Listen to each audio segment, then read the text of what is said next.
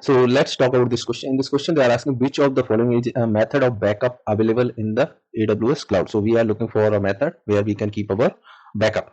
So the option we are having Amazon EVS snapshots. Next option we are having availability zones. Third one Amazon EFS file systems. Fourth one is Amazon Route 53. So before giving it the right answer, let's understand what exactly these services are.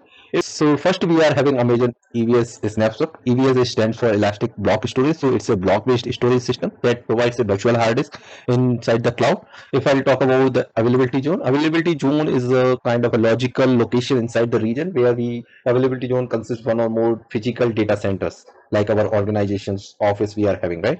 Next we are having Amazon EFS file system that provides file-based storage service which we can access through the NFS protocol. As far as I know, we can use it uh, as a storage service but not as a backup service.